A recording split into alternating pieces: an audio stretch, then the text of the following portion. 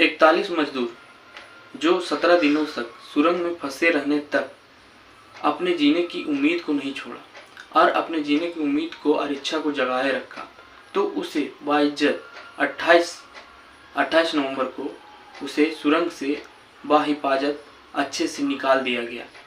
और इसे निकालने में कितना मेहनत लगा, कैसे काम किया, रेस्क्यू ऑपरेशन कैसा चला और क्या रीजन था जो उस मलबे में दबे थे, फंसे थे जो मजदूर है, इसी सब टॉपिक में हम आज बात करेंगे।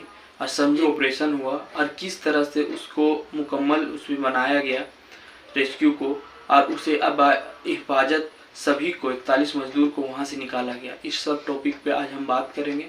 मैं आपका दोस्त साहिद, और अगर इस वीडियो में आप नए हैं तो लाइक करें एंड सब्सक्राइब करें। 12 नवंबर में जिस दिन दीपावली होता है और दीपावली में सब अपने घर में खुशी खुशी अपने परिवार के साथ बिताते हैं, लेकिन मजदूर को उत्तराखंड के उत्तरकाशी में काया में भूस्खलन होने के कारण सुरंग में 41 मजदूर फंस जाते हैं और उसे रेस्क्यू टीम द्वारा आनन फानन में उसे निकालने के लिए एक रेस्क्यू ऑपरेशन किया जाता है। और वो रेस्क्यू ऑपरेशन करने के बाद वो चीज़ वहाँ के मुख्यमंत्री पुष्कर सिंह धामी को बताया जाता है कि हमारे मजदूर उस सुरंग में फंस गए हैं और उसे निकालने के लिए योजना बनाया जाए। तो पुष्कर धामी जो हमारे वहाँ के मुख्यमंत्री है पुष्कर सिंह धामी तुरंत आनन फानन में दूसरे दिन वहाँ पहुँचते हैं और जो ऑक्सीजन पाइप के द्वारा जो उन लोग को ऑक्सीजन मुहैया किया जाता है, ऑक्सीजन दिया जाता है, वहाँ से उस मजदूरों के हालात को जानते हैं और उसे मोटिवेट करते हैं जीने के लिए और उसको सपोर्ट करते हैं कि हम आपको बताते हैं कि हम आपको हिफाजत आपको बाहर निकालेंगे। वो चीज़ उसको हौसला देते हुए और ऑपरेशन टीम को पूरा रेस्क्यू करने के लिए पूरा उसको भी मोटिवेट करते हैं। जानते हैं कि रेस्क्यू कैसे किया गया। 14 नवंबर को ऑगर मशीन के द्वारा हॉरिजेंटली ड्रिल किया गया वहाँ पे सुरंग में, और सुरंग में 800 से 900 mm का पाइप डाला गया, स्टील पाइप।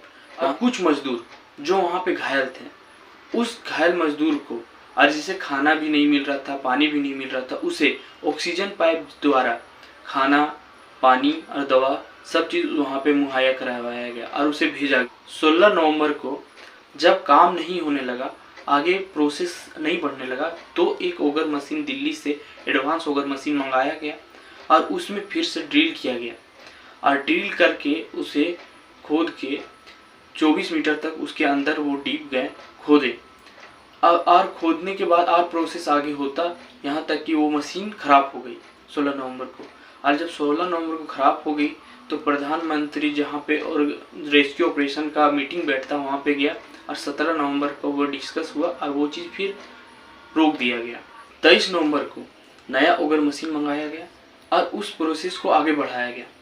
और जब 24 मीटर तक की खुदाई हो चुकी थी, उसमें से प्रोसेस आगे करके वो 48 मीटर तक की खुदाई की गई, लेकिन फिर से ऑगर मशीन खराब हो गया। और जब ऑगर मशीन खराब हो गया तो 27 नवंबर को फिर डिस्कस हुआ और उस प्रोसेस को आगे बढ़ाते हुए मैनुअली उसके ड्रिल करने का उपाय खोदा गया कि मैनुअली अब उस सुरंग में जाए और खुद से ही ड्रिल करे और उसको बढ़ाया जाए। और उस 45 मीटर को खोदते खोदते मैनुअली जो रेस्क्यू टीम थे वो गए और उस सुरंग में जाने के बाद, जिसे बोलते हैं कि चूहा जैसे जाता उस सुरंग में चूहा खोदता, उस टाइप के आदमी अंदर गए, मशीन का नहीं, और मैनुअली खोदना स्टार्ट किए और उसको 48 मीटर से 60 मीटर तक खोदा गया। फिर उसके बाद जब वो खोद दिया गया तो 800 mm का पाइप उसमें डाला गया। उस जितने भी भाई जो फंसे थे 41 भाई, उसे लाने के लिए और उसे स्ट्रेचर के द्वारा बाहर निकाला गया और 28 दिसंबर को बाइज्जत सबको हिफाजत सबको बाहर निकाला गया। यही था हमारा रेस्क्यू ऑपरेशन। तो इस जज्बे को हम सलाम करते हैं कि हमारे जो रेस्क्यू ऑपरेशन किए वो बढ़िया था। और प्रधानमंत्री द्वारा भी अभी घोषणा हुआ है कि 1 लाख रुपया जो मजदूर फंसे थे उसे मुआवजा मिलेगा। Thank you.